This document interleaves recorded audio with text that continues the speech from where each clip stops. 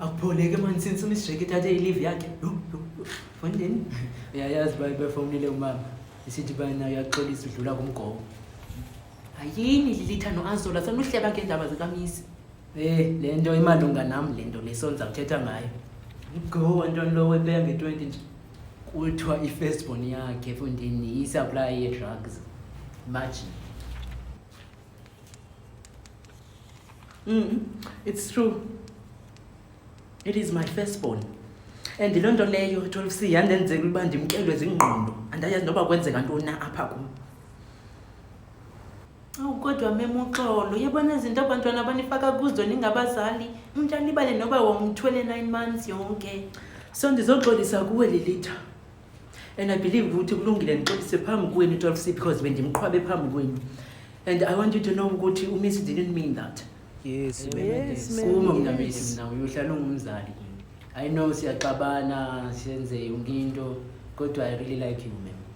And ndiyakubulela unikele i-opportunity yokuba ndiphinde grade 12 because if ubungonye umuntu ubungazunika tu le opportunity leyo madam yokuba ndiphinde grade 12. So your apology is accepted. Enkosi ndoda ndiyabulela kana le ukuba iminqwazi yekiwe ngoku esakhe sizolilitha. Nale minqwazi yosiphesihle ndiyabulela because iyayibhoxa i-uniform. Iyayibhoxa i-uniform la minqwazi yenu. Ndiyabulela bani iyekile. Siyazana kuwe Annelisa. Okay 12C before ulilitha ndibethe ndayazi ayo period yam I know bethunani ukuthi ayo period yam but ndiphethe ntoni eza marks za la presentation. Niyakhumbula nithetha ngokuchoka kwemibane. Ithini enye into ne matric kanje ndiphethe eza marks ke ngoku siye reporting. Sikumatch ngoku. Sileqa kanjeni. Hayi mama ungenasinika ngenye imini. Hayi ngenye imini yantoni sizobiza imarks apha. Asinayo ngenye imini apha. Shi. Wena ngeke ngaphi bra? Cha boy yena umuntu waredi ndimo bra. Wo 12C ngizawucela simamelane nike ne sizawuqala ngokhe ezantsi itotal ne siyayazi ukuthi ihamba njani lento sinoqala ngofumene phezulu sigqibele ngosezantsi ayizohamba njalo sizawuqala ngosezantsi siye kuphezulu. Like mem uzokhwaza imarks namagama ethu. La ucinga nizakwenza wena? Ndisazikhwaza ngalokho imarks. Kunyanzelekile ndizikhwaze. Uyayibo suba nenhloni ke ngazo. Lilitha Nzongo. Ndiqondile.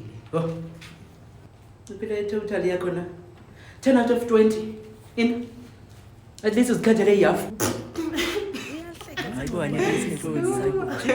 Hayi Annelisa hayi khula asiyenze lonto ekwathi 12 asihleki imarks zomnye apha because awulazi ingomso likuphethe lentoni. Chini